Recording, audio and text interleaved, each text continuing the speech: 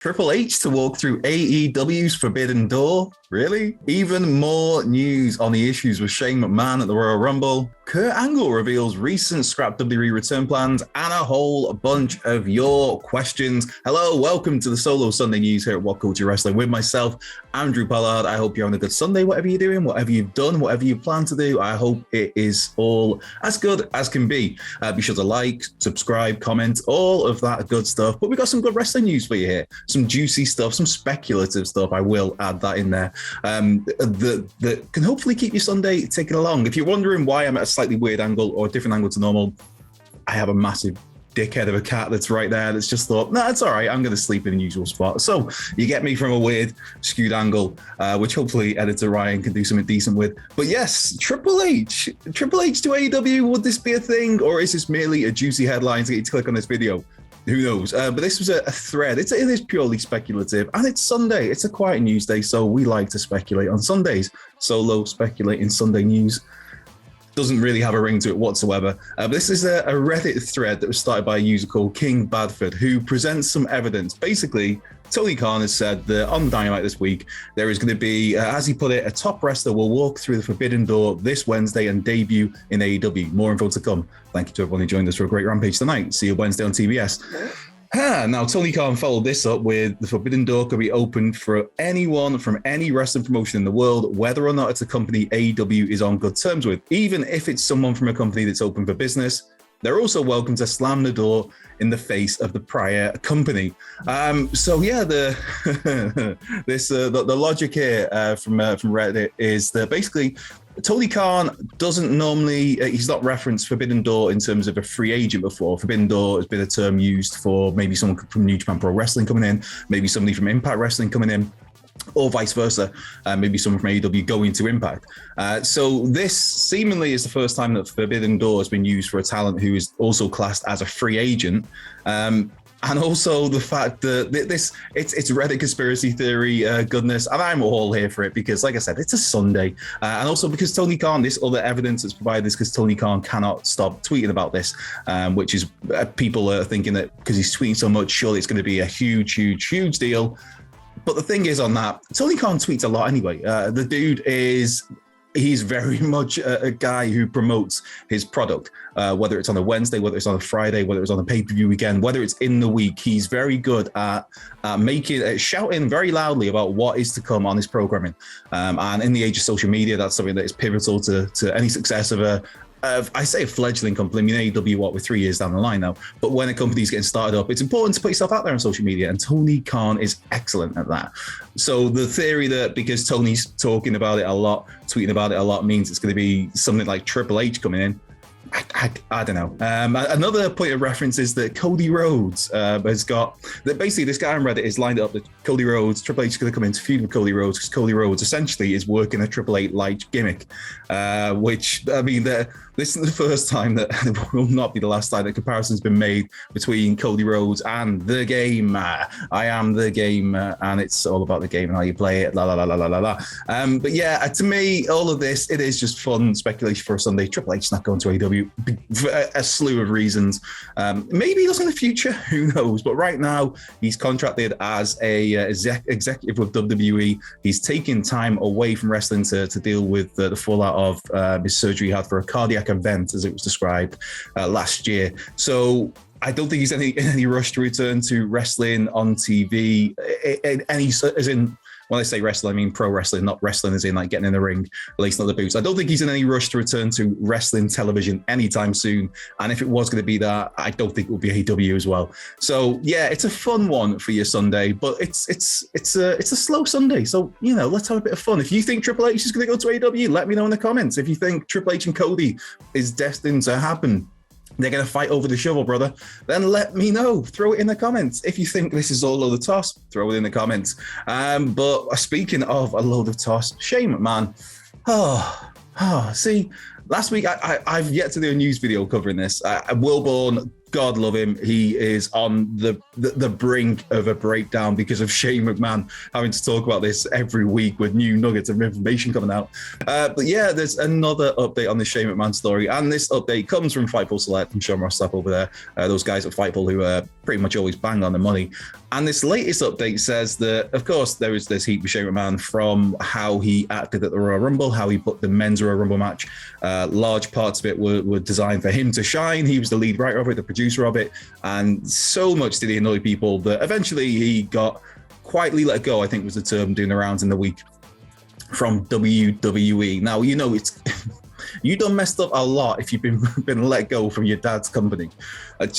You must have been being a total ass. And on the total ass front, this update from Fightful Select, there's a lot of ass in there this morning. The update from Fightful Select says that Shane wanted to go in on a spot that would highlight him, with one of their sources even mentioning that he pitched to go in at number 1. So we could have got Shane O'Mac, here comes the money, starting the Royal Rumble at number 1, a spot that has been so prestigious over the years, a spot that we've had winners from number 1 over the years.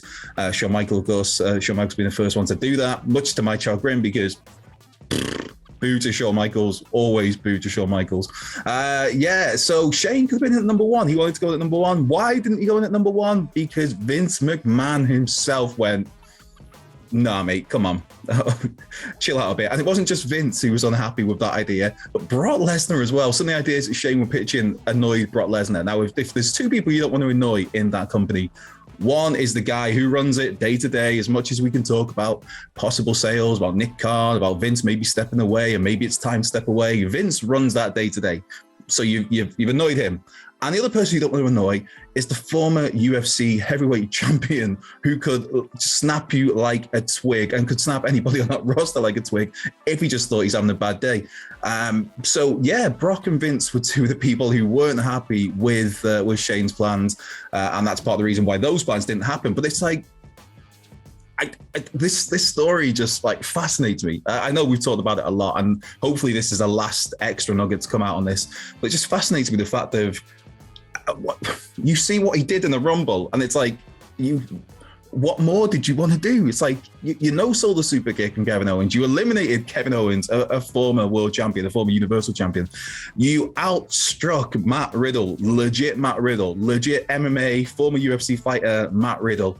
Oh, sorry, just Riddle. He's no longer Matt. The Matt doesn't count, but Riddle. Either way, you outstruck this former UFC fighter. And it's like, and you're only eliminated by Brock Lesnar. So all these talks of like poor old Shane wanted to do more and he wasn't allowed to. What more did you want, dude? Did you want to eliminate Brock? Did you want to be the Iron Man that goes from 1 to the final 4, the final 3? Or one person who wasn't in the Rumble but nearly appeared at the Rumble somehow was Kurt Angle. Now, there was speculation in the week that Kurt may be getting set for another WWE return. And Angle himself took to the Kurt Angle podcast, funnily enough, his own podcast show recently, and confirmed that, he was at the Royal Rumble. There were plans for him to do a short program that ended up being cancelled at the last second because WWE. Now, he doesn't say what these plans were or who involved. And I mean, you have to presume it wouldn't have been in a wrestling capacity. I mean, Kurt Angle, one of the greatest to ever do it. I would love prime Kurt Angle, not even prime Kurt Angle. I'd love to see Kurt Angle in a wrestling ring, but it's just the last few years, man. It was getting rough to watch, and it's one of those where it's like, okay, cool. I'd like to see you wrestle every day of your life for the rest of your life, but it's like, maybe it is time to hang it up, sort of thing. Kurt Angle has said that there was plans for a return. It was going to be a 3-week program, so I guess that would maybe run through till Elimination Chamber. That's if it was to start at the Rumble, which presumably it would be because him and his wife were at the Rumble. But those plans changed last minute, as like I said, that is kind of commonplace with WWE, where plans change, pal. And so we will never know. Well, we may know at some point down the line, but right now we do not know what those plans were. But you have to imagine it would have been maybe some sort of authority role, or maybe he was a special referee for something. Maybe, I don't know, if there was going to be a Brock Lesnar and Bobby Lashley rematch, he could have Kurt Angle as a ref. I don't know, just spitballing on a Sunday, brother. But yeah, Kurt Angle was going to return for something, didn't happen because WWE scrapped plans. Now, because it is a slow Sunday today, it's that kind of lull where it's like pay-per-view was last weekend. So now it goes quiet for a bit, or we just have more Shane McMahon madness coming out. So because of that, there's a load of questions that you sent in this morning, and I'm going to try and whiz through all of these. I'm actually going to purposely try and get through these quickly because right now I have a habit of just rambling away. So apologies for that. So, right, Mark Solid, morning Andrew, morning Mark. Who is one wrestler who you haven't interviewed yet that you really want to, both alive and passed away? And what's one question you'd ask them? Also, Apollo loves playing in the snow. Apollo, again, Mark, every Sunday sending the doggo picture. I am forever happy. Apollo looks very cozy there. I do love me some snow. I'm hoping we get it here in North Wales and Wrexham, but I don't know. At the moment, it's just grim, grey, wet rain. Yeah, that's a question. No, who's one wrestler who I haven't interviewed yet that I'd like to, alive or dead? Dead would be Roddy Piper, man. And it's so nearly happened. There was a window at one point where there was an option to possibly speak to him for a place that I used to work for a movie that he was doing. And unfortunately, RP passed away, the Rowdy one passed away, and so that'd be 2015. So yeah, Piper's the one, kind of like the one that got away. It was always Bret Hart as well, was my one, but I finally got to I interviewed him over the phone a couple of years ago, but I finally got to do it in person on a stage at Comic-Con at the end of last year, November. So Bret Hart was one that was like, that's a big one for me. As for alive, Hook. Send Hook. I don't know what I'd ask him because I don't know what product he uses in his hair. Maybe that's the one we go with. Or how hard is his dad? We could have like my dad's harder than your dad. My dad isn't. God bless him. He's a farmer, or he used to be a farmer. Anyway, Dave Markham. Morning, mate. Morning, Dave. Hope you're doing well. A three-part, if I may be so bold. Who do you see taking the TNT title from Sammy Guevara? What do you think of his run so far with it, and how much longer would you keep it on him? Happy Sunday from wet and windy Bedfordshire. Sammy Guevara, as for how the run's gone so far, I think it's a little bit too early to judge because of the whole interim. That it feels a bit, I don't know, a bit convoluted, really. I like the idea of an interim champion when it was first announced, because then when you hear that news, you think automatically, like, right, that means Cody's going to be out for a while. But when Cody was missing for a week, so it kind of just like poo-poos all over the interim thing. Is like kind of pointless, that. So I think it all got a bit too convoluted. So I think it's a little bit hard to judge right now in terms of how much longer I keep it on him. I think you have to keep it on him for a while at this point, again, because of all the shenanigans. As for who I think will take it back from him, God, probably Cody.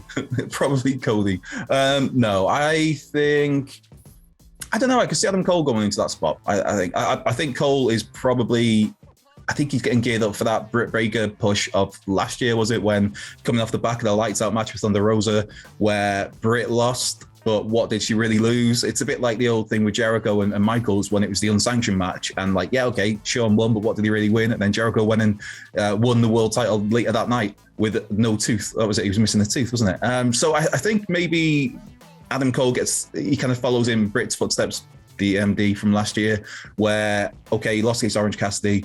He didn't really lose because it was unsigned. It was a nothing match. It wasn't an official match. So then he carries on to maybe go for the world title with Hangman Page once old Murder Hawk Monster is out the way. And then I think Cole doesn't win that, and I think maybe he drops back down to the TNT title level. Maybe it's Adam Cole, baby, who takes the title from Sammy Guevara in, I don't know, I'd be cool with it being like 3, 4, 5, 6 months down the line, whatever. I think it's more about what you do with the title from here on out with Sammy to make it feel important, as opposed to really who challenges for it. But I think Adam Cole, or maybe Wardlow, however things play out down the line with the War Dog, maybe it's him. Next question, Rob Atkinson. Morning. If Mox does join Danielson in the stable, which young guys do they take under their wing? Daniel Garcia has to be a shooting, right? Daniel Garcia has to be a shooting. He does. It's I love watching the dude. I love watching the dude wrestle because he wrestles. Wheeler Yuta, I thought, was a really fun one to suggest. Now Wheeler Yuta is a guy that came on my radar when ROH was doing their Pure tournament. So Jesus, man. Beginning of the pandemic, I guess we're getting on for nearly 2 years. And they did really good video packages highlighting all the competitors in this tournament, a little bit like what WWE did with the Cruiserweight Classic and also with the Mae Young Classic. Lee Moriarty, he was mentioned on TV. I think that would be a good fit. Lee Johnson would be another good fit. Hook, but I mean, Hook ain't going to be leaving Team Taz anytime soon. Layla Hirsch, I think people have been talking for a while about her going to Team Taz. That'd be a good fit there, and it very much would, but she'd also be a very good fit in any sort of stable that involves Bryan Danielson. Anything that involves mat wrestling, suplexes, submissions, Layla Hirsch would be a great fit for that. And I think Danielson and her would be great together. And I'm going to go with just thinking off the cuff a little with mentioning the ROH Pure tournament. Fred Yehi was another guy who, obviously he's not in AEW, but he was another guy who caught my eye during that tournament. The Savage Weight, I believe, the nickname he gives himself, which is a very cool name. That's a guy that I think could come in and fit. I'm not sure what his contract status is. I know obviously the guys with ROH, their contracts are all, they just don't exist anymore. They're all basically essentially ripped up. So yeah, I don't know. As a left field curveball, Fred Yehi. Right, Christian's got in touch. Chances we get Damien versus Omos feud due to the Royal Rumble. I'd say there's a solid 8 out of 10 that happens. Poor Damien Priest, man. Poor Damien Priest. Grant Perkins, why doesn't the winner of the Royal Rumble become King of the Ring? Surely that would make more sense. That would make more sense, Grant, which is probably why it doesn't happen.